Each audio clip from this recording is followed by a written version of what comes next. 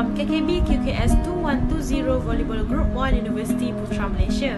Today, in this video, me and my friend, which is Hok'an and Akil, will show and explain to you guys about one of the most important skill in volleyball, which is setting. So, in this video are including the introduction of setting technique, setting practice, and the tips to become a better volleyball setter. So, stay tuned! Volleyball setting is an important skill that requires good hand and body positioning. Setter need to get to the volleyball quickly and then accurately place it for the hitter. So, what is set in volleyball? A set is a quick motion that positions the volleyball for a hit. Setting the volleyball correctly is the most difficult skill to learn in volleyball. The ability to accurately place the ball where it needs to be time and time again is a skill learned through continual practice. If practice alone will not be beneficial if the correct technique is missing. So now, we will move to the volleyball setting. Volleyball setting technique. Setting technique is important for accurate setting. The goal is to get spiker good consistent set. There are three important parts for you to have a good setting technique. The first part is getting to the ball. Second part is getting in position. And the final part is setting the ball. Before the ball is even served, you have to strategize about where you want the ball to go. So you have to read the defense of your opponents. For example, is there an obvious area that opponents are not guarding well? If so, you have to get the ball to the spiker on your teams to make the best of the winner. Be ready to move. When you are waiting the ball to be passed, you have to stand with weight on your right foot and then take a step of your left in the direction of the ball. Getting quickly to the ball is all about efficiencies. This means you should try to move in a straight line to the ball, taking no more steps than necessary.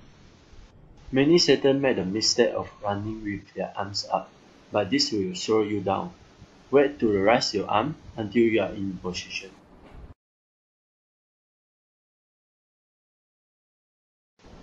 Extend your arms up over your head. Your hands should be directly above your forehead and your elbow should be pointed to the side. Your hands should be 4 to 6 inches above your forehead, with your fingers spread out in the shape of the ball. Thumbs and forefingers should form a triangular windows through which you can see the ball, but your hands should not actually touch one another. Spread your feet about shoulder width apart, with the foot closer to the net, slightly in front of the others. Before you set, your knees should be slightly bent and your weight distribute evenly from the ball of your feet to the arches.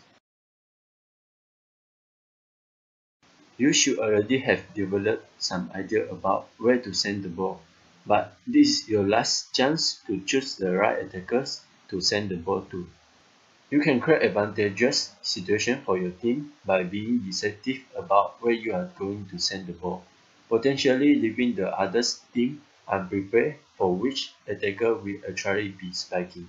Contact with the ball should occur just above the center of your forehead, roughly at your headlines.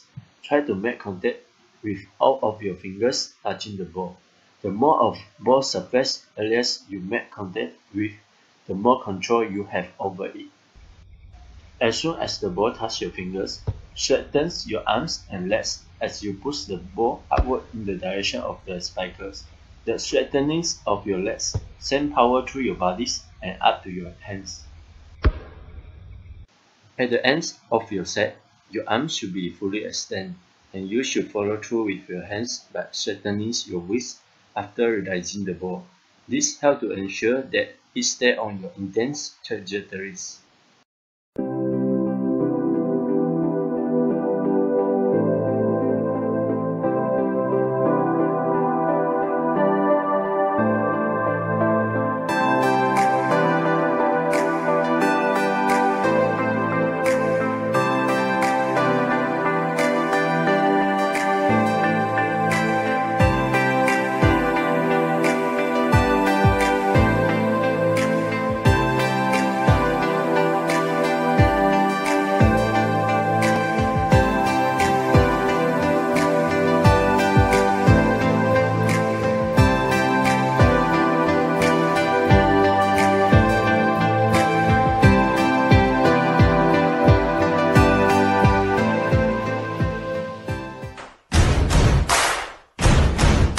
setter's job is not easy and it's not for everyone. Being a good setter is not just about being a great athlete.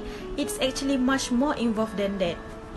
Whether you are just starting out as a setter or you have been playing as the setter and want to improve, here are some tips that will help you to become a better volleyball setter. The first tips is be able to set the ball well.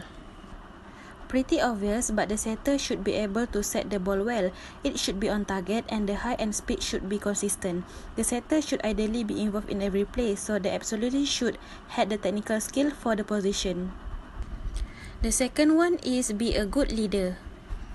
Being a good leader means knowing the strengths and weaknesses of each of your teammates so you can maximize their best abilities. A good setter will encourage their teammates to play well and to stay focused and be aggressive, but in a good way. The number 3 is try to motivate your teammates. Volleyball can be a really psychological sport and the momentum of being up mentally can change quickly. That's why it's really important to stay positive and motivated. Even when a few points have been lost, if the setter sees this start to happen, she or he should identify it and encourage her teammates to forget the past bad plays and to focus on the next one. Number 4 is to be adaptable. Have you heard the popular saying, plan the worst, hope for the best? Well, a volleyball setter needs to plan for the worst and plan for the best. She has to assume that she's going to get a great pass every time and let the hitters know what set to be ready for. However, she also has to have a plan B in case the pass is not on target, which can happen very unexpectedly. And the last one is to be strategic. When calling plays, a setter needs to take in and process a lot of information, and quickly. You need to know your own side of the net, such as knowing the type of set that each hitter is good at hitting and bad at hitting, knowing the particular preference of each hitter. Some like a tighter set, some like it just inside the court boundary line, and some like it a little lower. And there's also knowing your passes. Some passes will pass really consistently and some will pass, well, a little less consistently.